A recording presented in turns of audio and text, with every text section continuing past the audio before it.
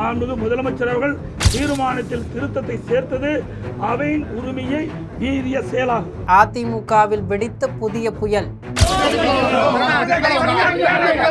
எடப்பாடியின் உத்தரவை மதிக்காத வேலுமணி அண்ட் கோ. சபையிலேயே அம்பலமான உள்வீட்டு சண்டை. எடப்பாடி பழனிசாமியின் இந்த ஆவேச பேச்சு சட்டப்பேரவையிலிருந்து அதிமுக உறுப்பினர்களை வெளியே அழைத்துச் சென்றது. எடப்பாடிக்கு பின்னால் ஒட்டுமொத்த படையும் வரும் என்று அவர் கருதி இருக்க, சபையில் நடந்ததோ ஒரு அதிர்ச்சி திருப்பம்.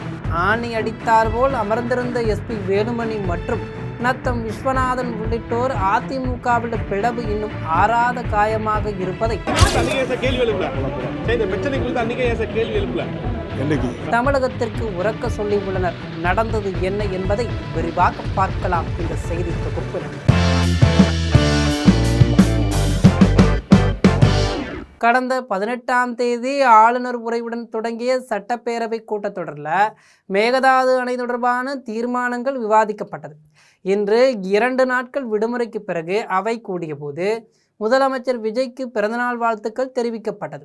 இதனைத் தொடர்ந்து திருவள்ளூர் தொழிற்சாலையில் ஏற்பட்ட அமோனியா கசிவு குறித்து தொழில்துறை அமைச்சர் முகமது பர்வேஸ் விளக்கம் அளிக்க எழுந்தார். இந்த தருணத்தை பயன்படுத்தி கொண்டு எதிர்க்கட்சிகள் விவாதிக்க அனுமதி கேட்டனர். சபாநாயகர் வாய்ப்பு தருவதாக கூறியும் எதிர்க்கட்சி தலைவர் எடப்பாடி பழனிசாமி தலைமையிலான அதிமுக உறுப்பினர்கள் கடும் அமளில் ஈடுபட்டு இறுதியில் சபையிலிருந்து வெளிநடப்பு செய்தனர்.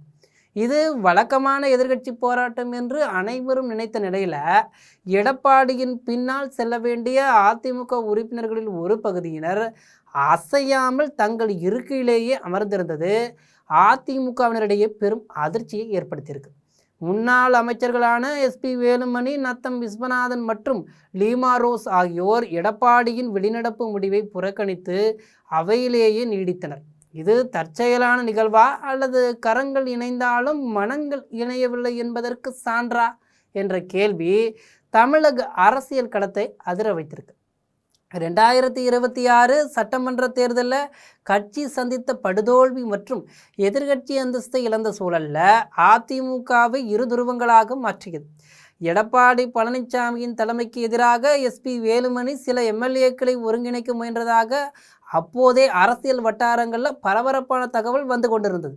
பின்னர் சமாதானம் பேசி மீண்டும் தலைமையுடன் இணைந்து செயல்படுவதாக அறிவித்தாலும் அந்த முறிவு இன்னும் மாறவில்லை என்பதே இன்றைய நிகழ்வு சொல்லும் உண்மை.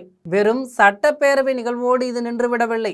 பொள்ளாச்சி உள்ளிட்ட பல்வேறு மாவட்டங்களில் எஸ்பி வேலுமணிக்கு எதிராக தொண்டர்கள் காட்டி வரும் அதிருப்தி மற்றும் எதிர்ப்பு கட்சிக்குள் இருக்கும் பூசலை தனிப்பட்ட நெருப்பாக மாற்றியுள்ளது. கட்சி எடுத்த முடிவை கட்சியின் முக்கிய புள்ளிகளே சபையில் மதிக்காமல் அமர்ந்திருந்தது எடப்பாடியின் தலைமைக்கு விழுந்த சம்மட்டியடி என்றுதான் அரசியல் நோக்கர்கள் வர்ணிக்கின்றனர்.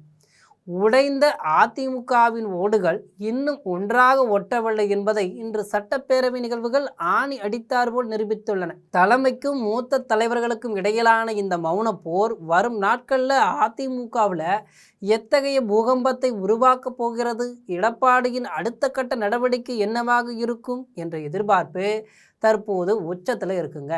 இதுபோன்று அரசியல் செய்திகளை உடனுக்குடன் தெரிந்து கொள்ள ஜெம் தொலைக்காட்சியுடன் எப்போதும் இணைப்பில் இருங்கள். நன்றி, வணக்கம்.